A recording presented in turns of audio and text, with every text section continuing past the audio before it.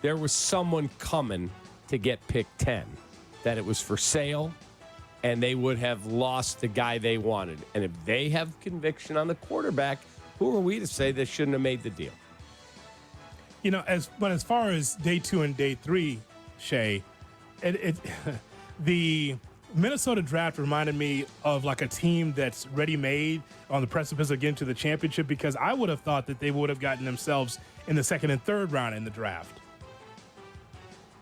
I would have too, or at least I would have thought that they would have moved some things around to get more picks next year. As it stands today, this is why, like, when I see them get a B+, I get it because they got talented players. I think I would rank them more around a C or a C+. They have 3 selections next year. Round 1, round 5, round 5. That's it. That's their 2025 draft right now. But if they found their quarterback of the future and they replaced Daniil Hunter with Dallas Turner, that's a pretty good draft. Yeah, Cap, but he's talking about, if we think that the Vikings are the worst team in the NFC North, if the Bears are able to get 10 wins, 11 wins, a playoff team, Minnesota's going to be left behind.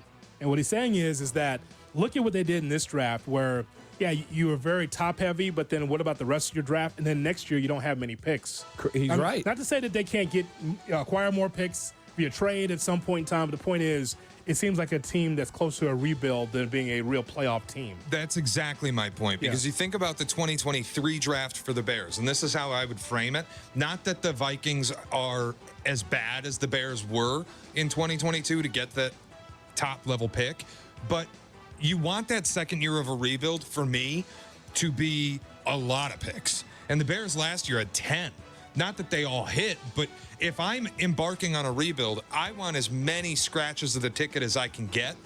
To burn that many picks and give myself only 3 selections plus a comp pick for Kirk Cousins next season, boy, I feel like I'm missing a year where I could have added a lot of depth. I feel like everybody sees that with the Vikings except the Vikings, as far as their rebuild or they're resetting the franchise. But if they believe that kid, I'm talking about JJ, maybe not next season, but is the guy, you don't make the move to go get him? That move I'm fine with. The one I struggle more is going from 23 to 17 and giving up the picks to get Dallas Turner. Now, if Dallas Turner becomes this all-pro player, you can maybe forgive it a little bit. I just think you're giving up a lot of future capital that could be used to put depth around your young quarterback and speed your rebuild up. Valid to criticism. only have 4 selections next year in the second year of the rebuild, I just feel like it's a lot of cost to give up for 2 players. Adolfo Menza thinks they're right there in the mix. There's a lot of talent on that team. I guess, just based on the way they're operating, I feel like they're in the mix. They have a phenomenal coaching staff. They've developed guys really well. Like, it's hard for me to totally discount them, but Adolfo Menza also, for me, hasn't done a terrific job drafting yet. I think JJ and Turner are 2 of the best picks he's had, but it's 2 first-round picks. You expect those to hit. But boy, oh boy, they've got Jordan Addison, Justin Jefferson, TJ Hawkinson. Sure. They got their quarterback. Again, he has to hit of the future. Aaron Jones at running back. They replaced a really good player, Daniil Hunter, with what they think is going to be, again, he has to hit.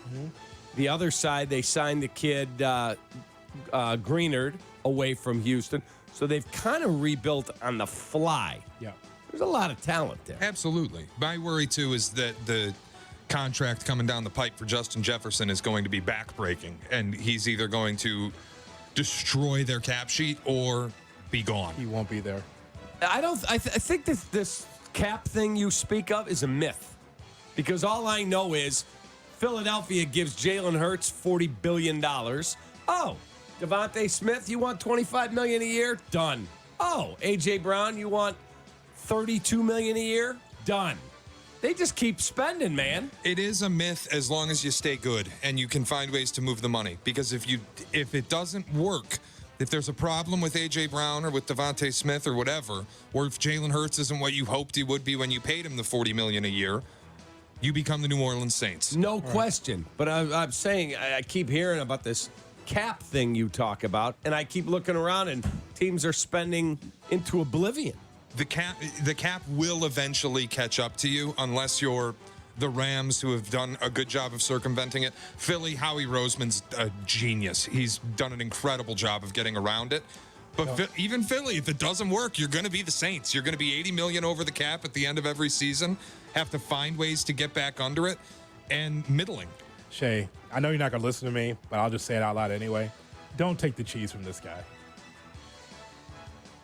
Don't take the cheese from him. You've been saying that for months about the cap being a myth. And now he's trying to make it seem like it's a new thought.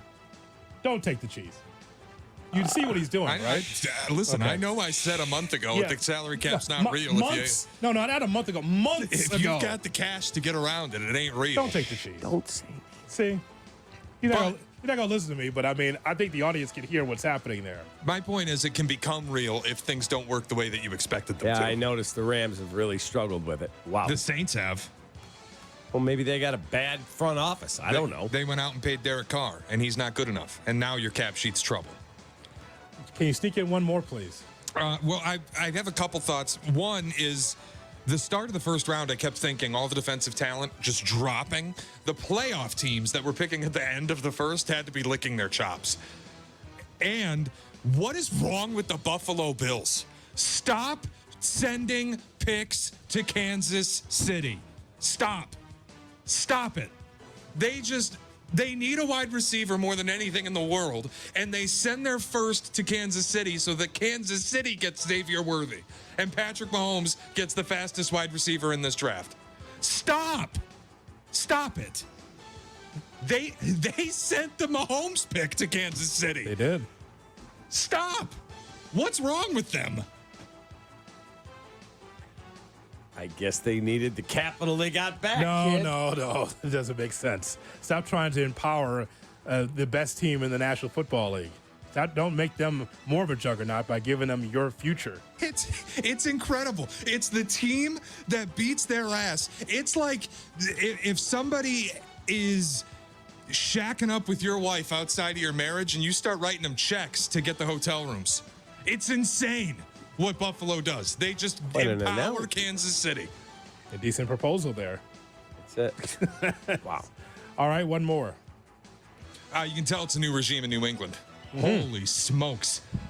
For a team that Bill Belichick said doesn't need wide receivers and traditionally never drafted wide receivers when he was in charge there, how about New England taking Drake May in the first round and then adding on Washington receiver Jalen Polk and another receiver in Javon Baker? Both very highly thought of kids coming into this draft. You can tell things are different in New England. Did you see their draft? Whether it's good or not remains to be seen, but at least the approach is different. They added on, and again, it's all going to be determined by how Drake May plays. But yes, they are doing business differently. You have two quarterbacks, two wide receivers. You have a tight end. You took care of your offensive line. Pretty good.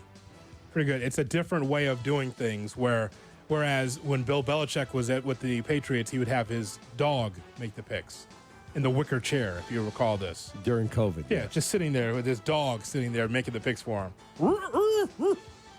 You say, a guard, we'll take a guard, just because the dog said so. Right. He always wanted to unearth the gem that no one else. Where's that guy from? The Merchant Marine? Yeah, right? Exactly right. So that's our look around the NFL, our draft overreactions right here on Cap and J Hood. We'll talk baseball with Jesse Rogers.